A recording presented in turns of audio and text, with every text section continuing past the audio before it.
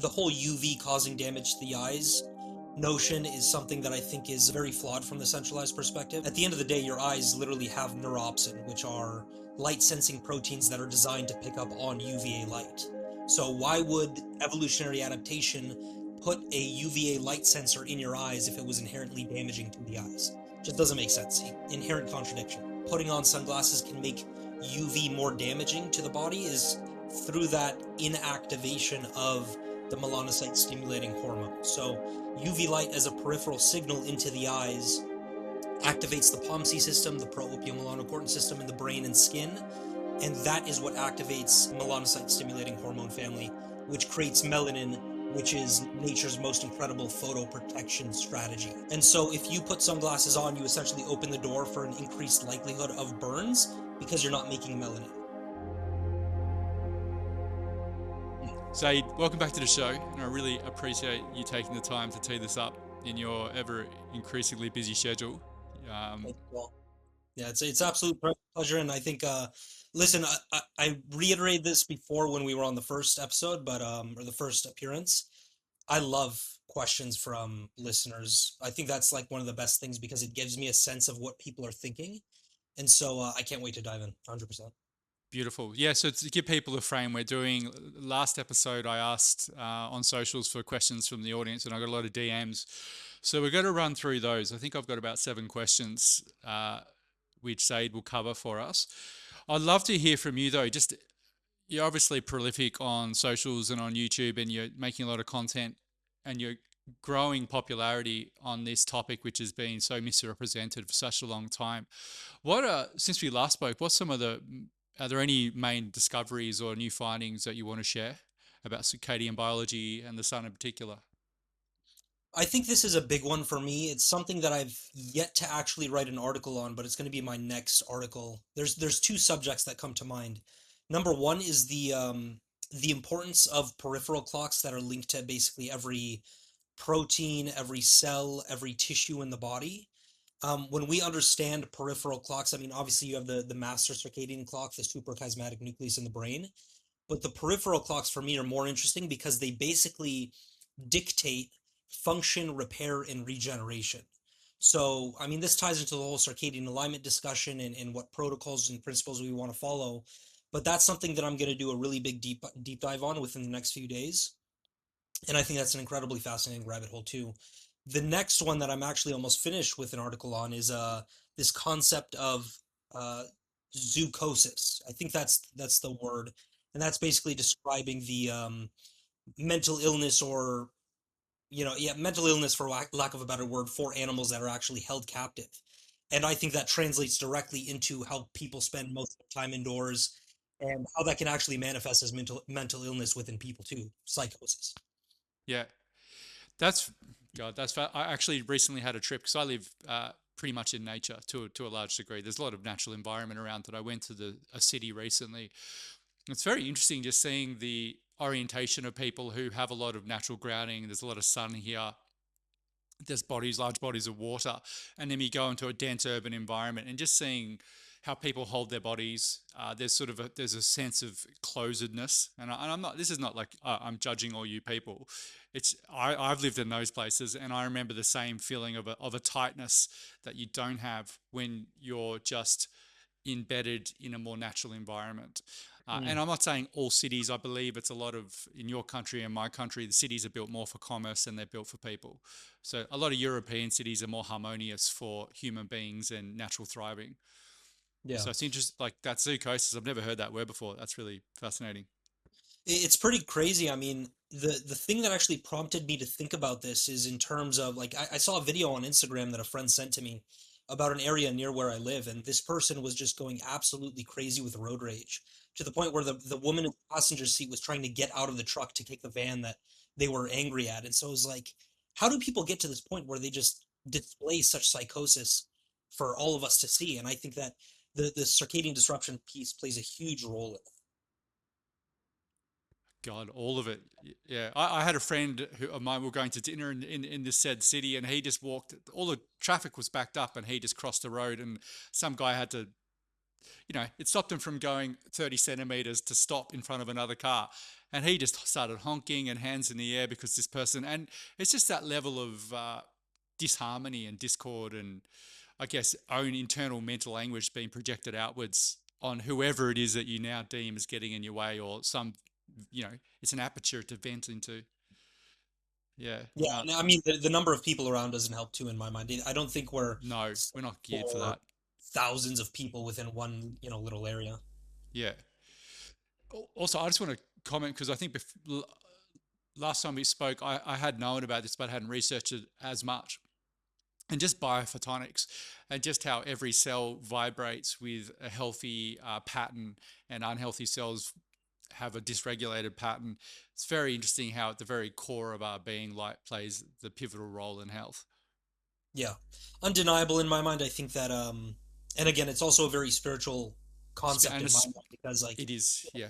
the light from within, I think all major cultures and religions have discussed that to some degree, but at the very finest level of biophysics, you find light, you find electromagnetism, you find all these things that basically explain how we have come to be as a species, and I think that's profound in its implications, and it's crazy to consider that we're just scratching the surface, especially with the biophotonics. Mm. All through every religious text, it's light and water.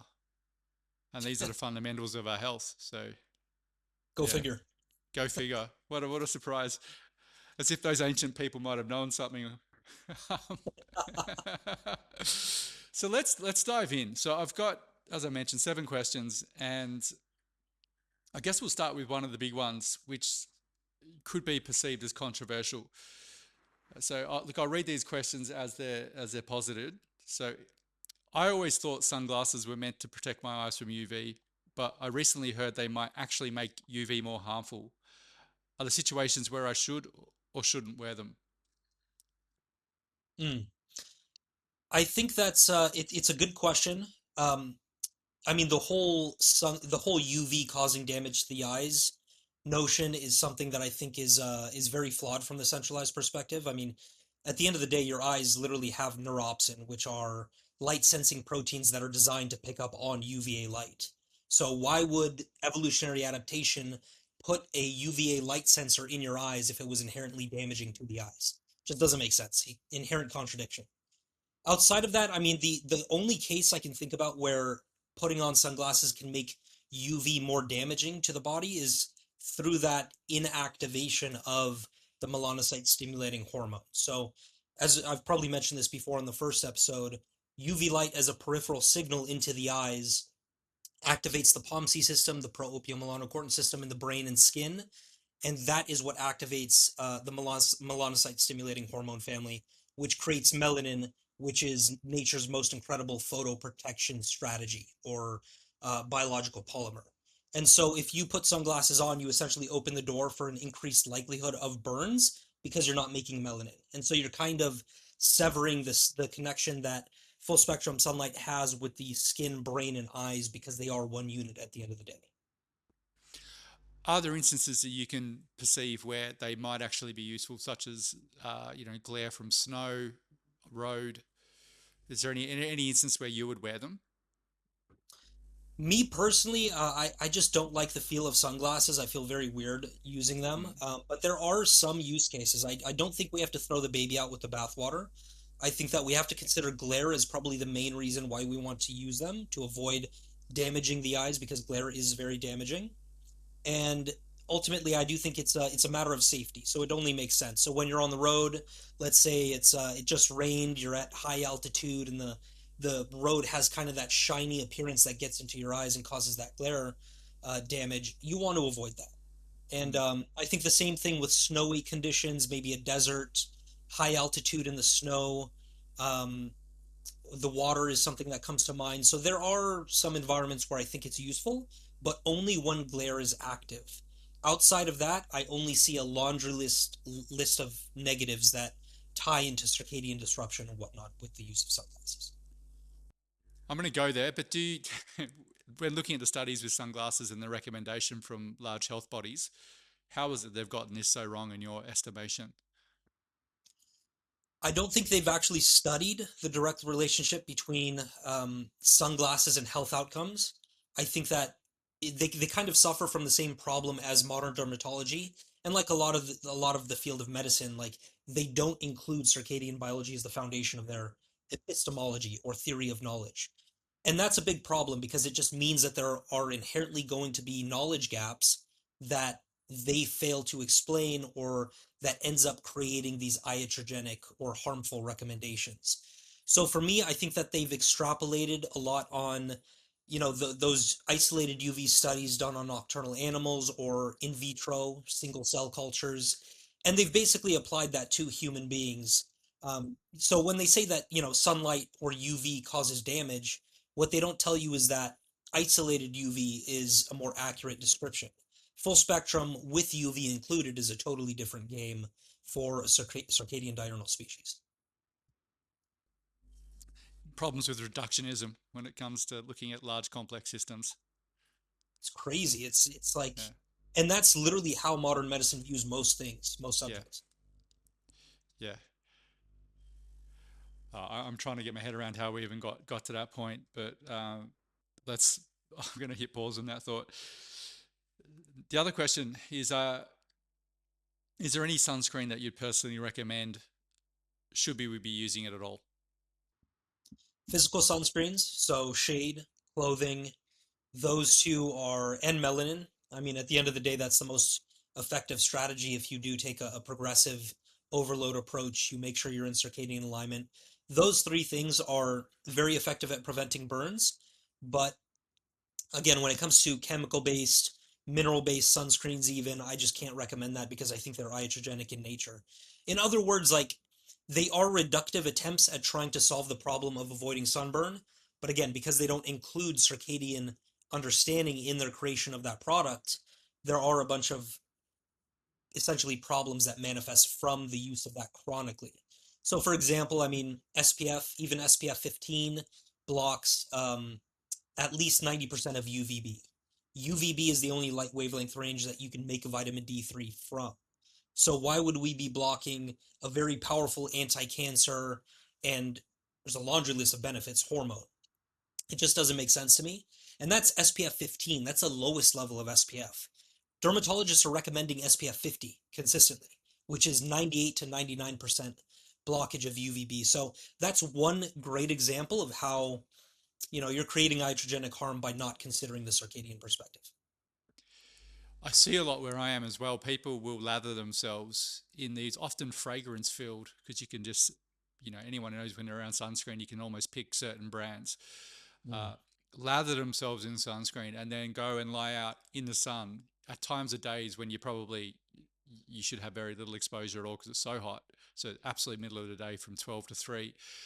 And it enables them because they have sunscreen on. They think, well, I can be in the sun for as long as I want and not get burned because they're only associating burn with the negativity as opposed to other problems with the sunscreens itself. Because I think you mentioned last time, well, do you want to just quickly give an overview again? What happens when you're lying in the sun when with that sort of chemical layer on top of your skin?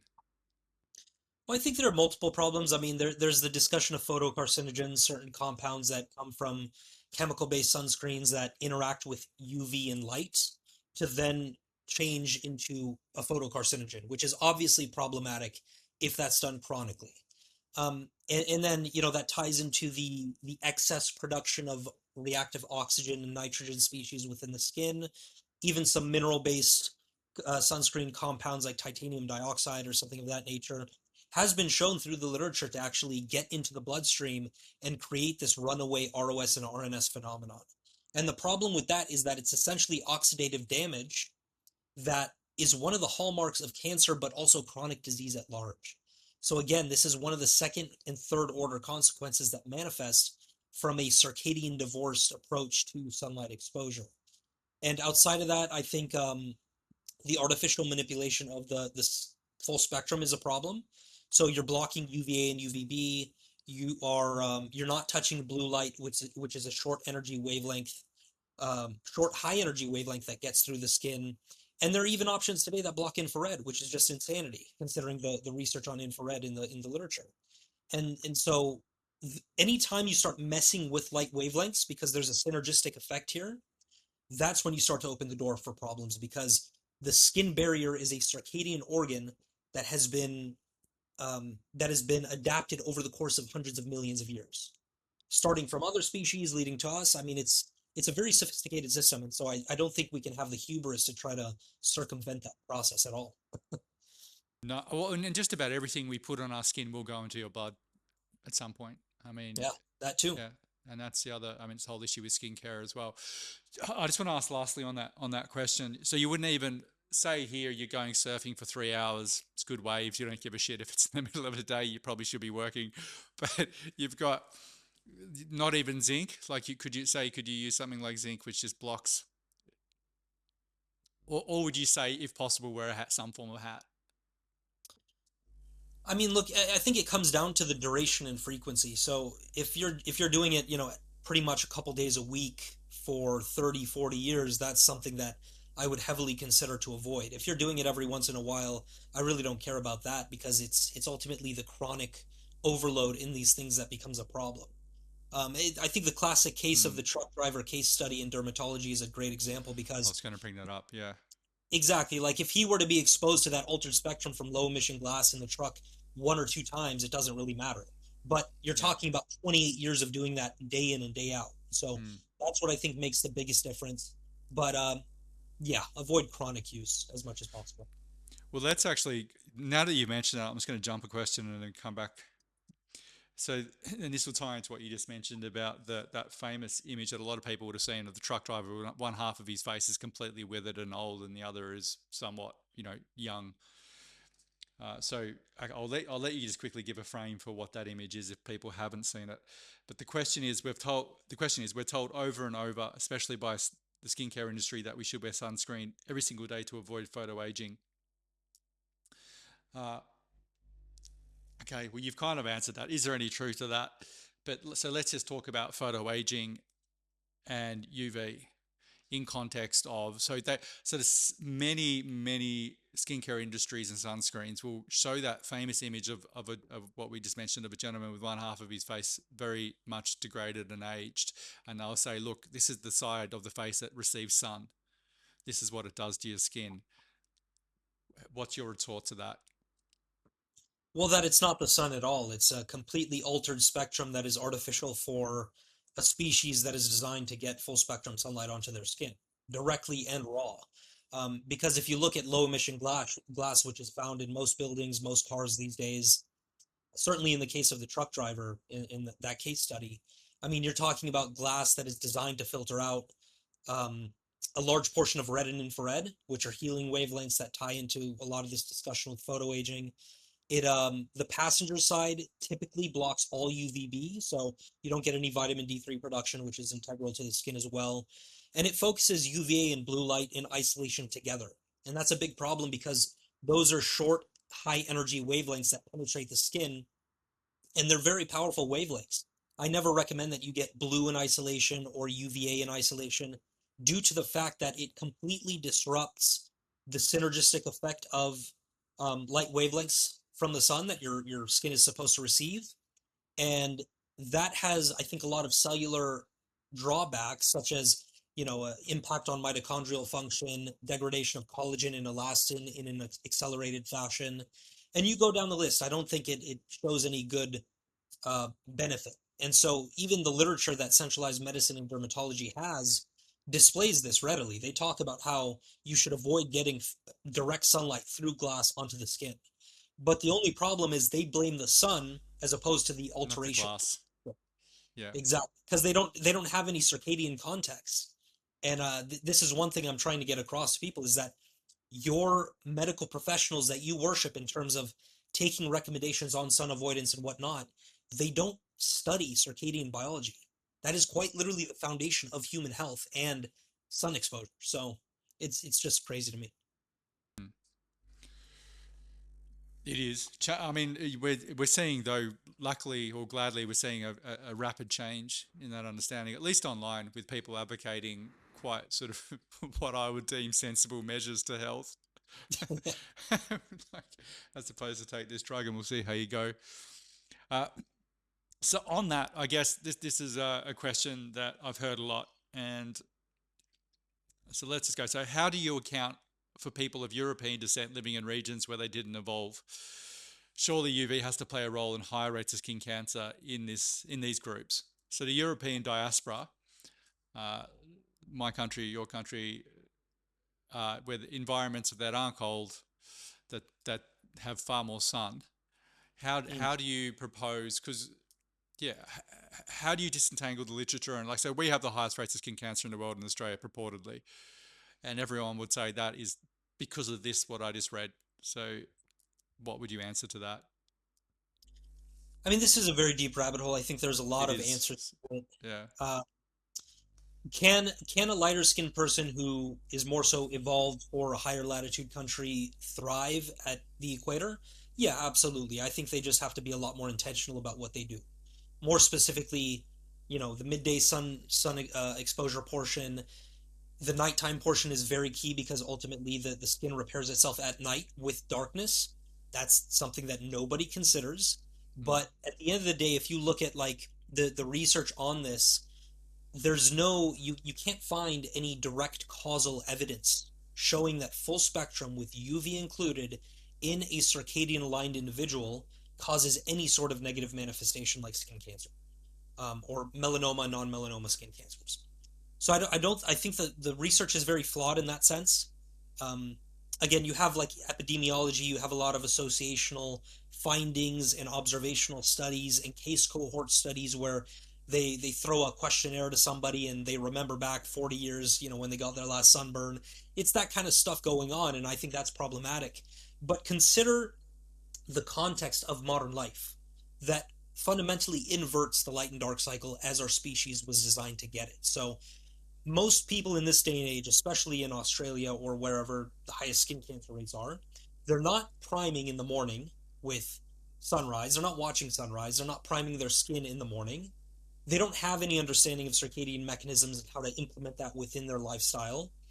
They are getting intermittent UV exposure when UVA and UVB are out at their highest intensity. mm, So they're going out unprimed in the same fashion that, like, what do you think is going to happen if you go and try to squat 250 pounds without any training session or experience in the gym? It's just, of course, you're going to hurt yourself, right? And so I think the intermittent exposure is a big problem. And then you also have people who have processed crap for, a diet. They sleep, they deprive themselves of sleep. They're not mm, making it dark at night, no endogenous melatonin at night. They're not getting near infrared light, which then translates into mitochondrial melatonin. So they're deficient on both forms of melatonin. They're deficient in vitamin D3, which is an anti-cancer hormone. And yeah, I think it comes down to that. It's just we're talking about a population that is chronically circadian disrupted, and that opens the floodgates for these sort of negative manifestations, because again we go back to things like all anti-cancer defense systems in the body like autophagy and apoptosis are under circadian control. So if mm. you are not dialed in with the morning exposure, progressive overload, and intentional use of midday, strict darkness at night, you are quite literally inviting that sort of negative outcome into your life, or at least increasing your risk of it. Mm. But again, there's I'm so not. much more. Yeah, no, no. There's any one of those things you mentioned. You could tug on and spend a lot of time discussing. I guess the big thing, I'm not opposed entirely to epidemiological studies. I think they have their place, but definitely when you Sure. look at the ones for, I'm not saying you are either. But when you look at the ones specifically that I've seen conducted in this country, the premise is literally, did you wear sunscreen or did you not wear sunscreen? There is no Mm. nutritional value. There is no what times of day where you're in the sun. That is like how are you meant to make head or tail of a study that takes what you just said, all these other cofactors into account, and come up with a thesis?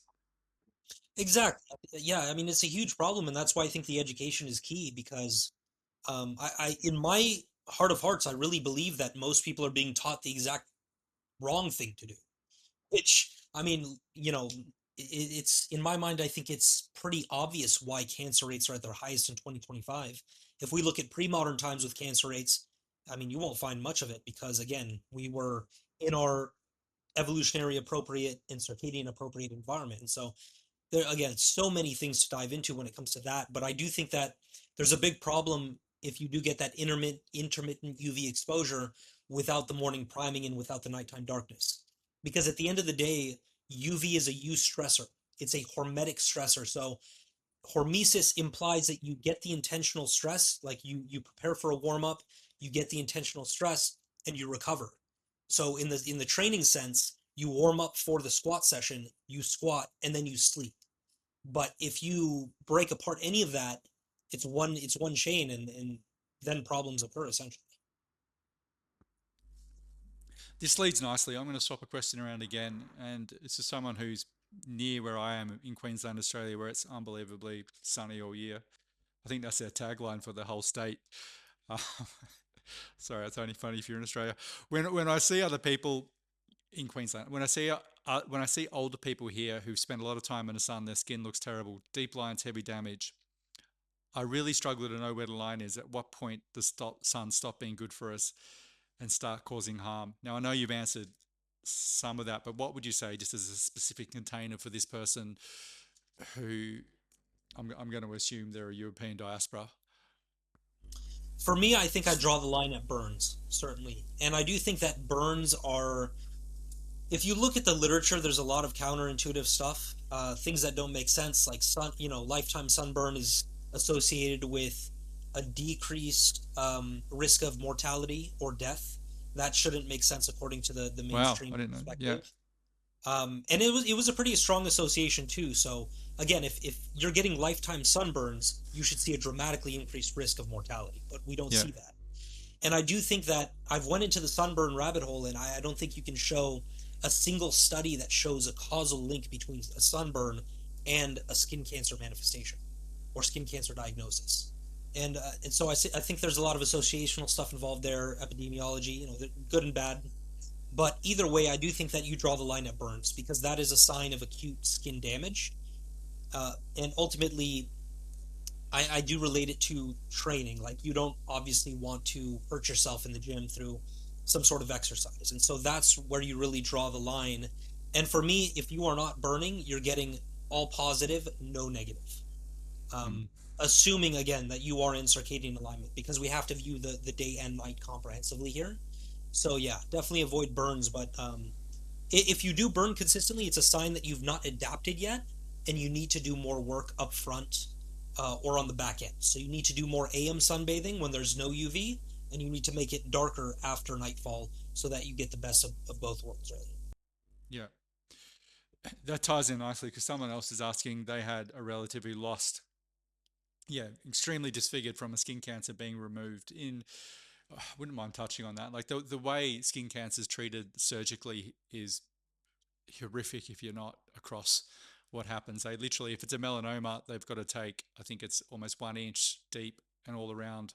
So think about how big that skin lesion is and think about how much they need to take and where it is on your body. It's basically, we're just going to cut this thing out. So, so it is really horrific. So if you get one on your face, even if it's a BCC and they go that route, you're going to be left with very visible marks.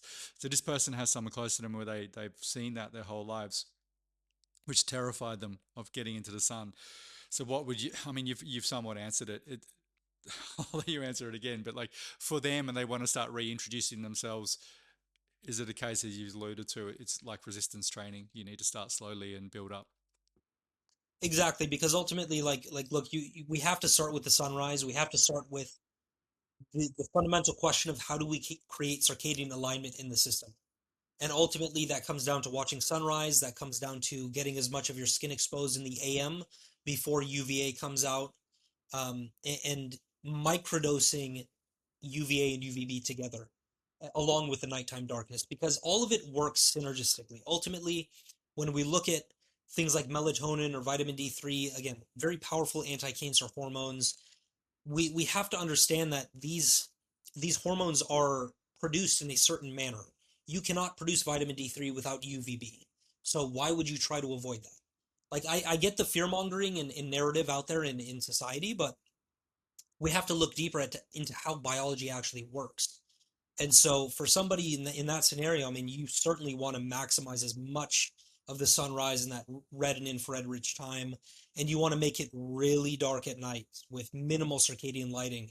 Because what I find is that people are afraid of the sun due to the centralized paradigm and the fear messaging around that, but they don't think about the real things that are damaging the skin, such as artificial light with isolated blue, causes circadian disruption, proven to cause pharoptosis, which is cell death by oxidative damage, proven to cause hyperpigmentation in the skin.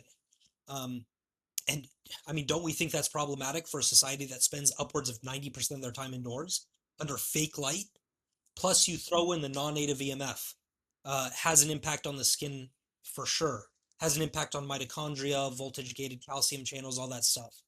And then you just layer on the rest of lifestyle, and it's like, we're opening the door for disease to manifest, and I think people are being told, a lot of the wrong things, to be honest.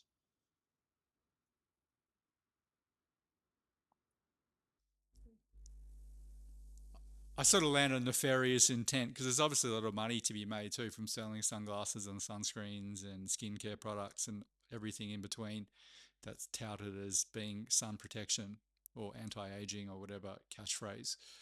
When yeah, it's and I understand from a public health perspective when you start getting nuanced and complex advice for people, it's very difficult to get people even to take a pill a day, for example, let alone it's a nuanced discussion and you need to start slowly. And but I guess look, it's sitting there for people who are ready and aware enough to want to access it. But Yeah, and for somebody in that case, like, very serious, maybe you've gotten multiple melanomas or SCCs, BCCs. This is somebody who's already chronically compromised from a mm, circadian and systemic perspective. So a lot of my work revolves around prevention. And I would never tell somebody on how to like get, like, I don't know the ins and outs of getting a melanoma removed or anything like that because that's not my MO. I'm more so questioning the the narrative that mainstream practitioners are pushing because I do think that leads to a very daunting and horrific destination. So that's, I think, an important piece of nuance that I wanted to mention as mm. And going back to the spiritual aspects of light, it also feels like a disconnection from the source from which we're born well. and from the elements from which we're made. And when you cut people off from that, it makes them, I think, incapable of having a larger perspective and thinking clearly on what's happening in the world. And I think you can certainly see that. And as I mentioned at the start, it's ever much more present when you enter large cities. Sort of how quickly mind viruses, which are clearly psyops to my mind, like they're clearly ways of control, are readily adopted in those environments. And I feel if you actually just go and touch grass and lie in the sun and do all these things, you either will not necessarily get to an understanding of passing that information necessarily better, but you might not care. You just Yeah. I don't give a shit. I feel happy and warm, and life seems okay. Yeah. It's interesting because I've pieced this together lately, but I do think that this principle of as above, so below applies here. So if you're somebody who experiences chronic circadian disruption through modernity, that's going to translate into misalignment or disruption at the spiritual, mental, and Yeah. emotional level as well. And so it only makes sense that if you get yourself into alignment, all of the other things are going to fall into place. Not saying your life's going to be perfect, but hey, if you have a healthy body, your mind's working, you're making dopamine and serotonin, like, of course you're going to show up in a more appropriate way to every other part of your life. Mm. It just becomes much easier. Yeah. Yeah. As soon as you start losing that ability to feel your body properly and it's sluggish or whatever else, or you've got something seriously wrong with you, everything else is an absolute struggle. As opposed to Mm. life is struggle enough, but at least when you're operating Yeah. efficiently, you can integrate that. Yeah, absolutely. Life is hard. I think it's hard for everybody. Like, there's difficult moments you have to navigate, tragedies and all this stuff, and I do think that you have to protect yourself or at least build up your reserves so that you're able to withstand a lot of that. That's anti-fragility essentially. Hmm. I just want to finish with two questions. Hopefully, these are one's more of a comment, which I'd like to hear if you've looked into it. But I'll just start with a lot of people supplement vitamin D, and I've started reading a lot recently about that. I think there was even a causal link to dementia with overuse of vitamin D supplementation. Have you dived in? Yeah, I'll try and fish that out and put it in the show notes. I'll send it to you as well. But for you, has there been? Yeah, have you looked much into, because a lot of people, particularly I'm looking, there's places where if you're in the top of Norway and it's dark for 6 months of the year, I mean, have you looked into that much? And would you say there's appropriate times for supplement? I've looked into it quite a bit. I've written quite a few articles on it actually. One in particular that was done recently, more so explaining, I think it was called the Vitamin D Winter Playbook or something of that nature. But it was a deep dive on the relationship that circadian mechanisms have with vitamin D. I think that we have to understand that modern medicine views it in a very reductive sense, like everything else. So they only look at 25 hydroxy on a blood test. They look at maybe two other different metabolites. But believe it or not, there are over 20 plus vitamin D metabolites. So it's not just a fat soluble hormone. We're also talking about metabolites that are water soluble, which means that every metabolite is different in the way that it acts, is different in its life cycle, different in the way that it's stored. And so, knowing that, I think that we have to, again, it goes back to the same thing, but get into circadian alignment, sunbathe properly during the sunnier months. If you're at an exceptional place like the Arctic Circle, I mean, what am I going to say to that? I think if you're adapted for that area, if you have genetic lineage going to that area, sure, you can make it work, but it's a very exceptional case. So I want people to consider that as well. But for most places on the planet, I think that this approach, the seasonal approach to vitamin D acquisition is key. And so, sunny months, you want to load up on as much sunbathing as possible without burns. You want to basically acquire that vitamin D3 storage into the body fat and also through the other metabolites within the system. And as you head into winter, that's really your buffer that allows you to take advantage of a really a winter that you can thrive in, let's say. And so that ties directly into things like cold exposure. Cold exposure liberates body fat from your system, which just means you liberate stored vitamin D3, which means your levels go up. And then the other metabolites I think are key when it comes to the production of or the cold exposure because that also, I mean, speaking of biophotonics, cold does actually stimulate biophoton production from within your body, and those biophotons also fall within the UVB range. So this is again the sheer complexity of human biology, but you are making light from within that is able to interact with sulfated cholesterol. And the hypothesis is, because I think there's still a lot to explore here, but the hypothesis is that at the very least, you're able to maintain D3 stores that you've acquired from the summertime. But at the best case, you can really make vitamin D3 from that interaction. So I think this is one of those fascinating areas that it has a lot of meat on the bone, so to speak, with the literature. But either way, I do not recommend a vitamin D supplement at all. I think it's again another reductive and ineffective attempt at trying to solve something that nature has already figured out. And so if you look at vitamin D3, that's vitamin D found in a supplement, you open the doors for problems to occur. I mean, you have overdose, which doesn't occur with UVB vitamin D3 made from the body. You have other potential problems that I think are to be considered there that you don't get from the sun exposure. It speaks very much more broadly to the supplementation and the way people view health. Something goes wrong. So and so said I'm low in this. I'm tired. What can I take? As opposed to let's look at the whole picture of your life. What the hell are you doing that's caused the deficiency in the first place? Yeah, and here's another thing people don't consider: like if you are lighter skinned, your skin is designed to absorb more Yeah. UV light effectively. That's the function of that skin type at higher latitude where UV light is less prevalent. And so you get a lot more bang for your buck by sunbathing, even when it's winter, even when it's, a cloudy day. UV is still present to some degree. Maybe it's not present in some areas that are really high latitude. But again, I think it funnels down to the same principles, but we are a seasonal creature, which means that, we should really ebb and flow with the seasons.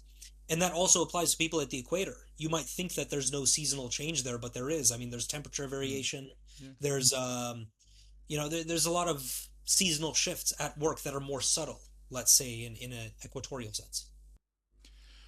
I find it fascinating too. In summer, I don't lose weight, but I don't need to eat as much. So just this whole thing of the sun literally gives your body energy is I mean, look, that's anecdotal from my part, but it seems eminently true. And in winter, you're more drawn to heavier, larger meals. Yeah. I think it makes complete sense. I mean, look, during summer, a lot of sunlight, you're upregulating ATP production from mitochondria.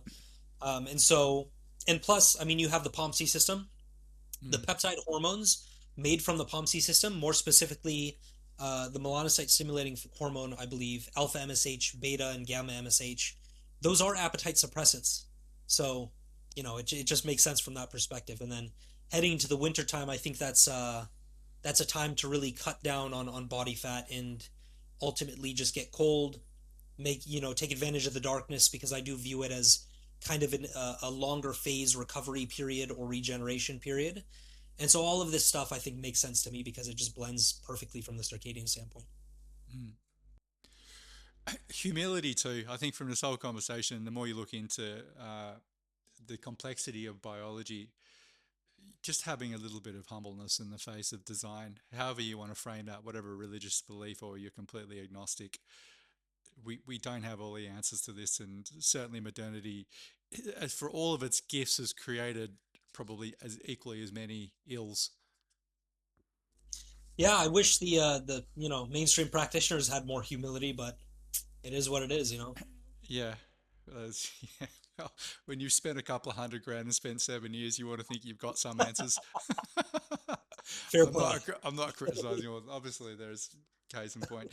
So, thank you so much for your time and all of your work. Is there anything you want to finish with? Anything you want to point people toward, or I closing would just say comments? yeah, the Substack is a great place. I think the Circadian Classroom publication on my Substack is great. I mean, I'm constantly pumping out articles, so Yeah. a lot of new deep dives there for people to consider. Yeah, great.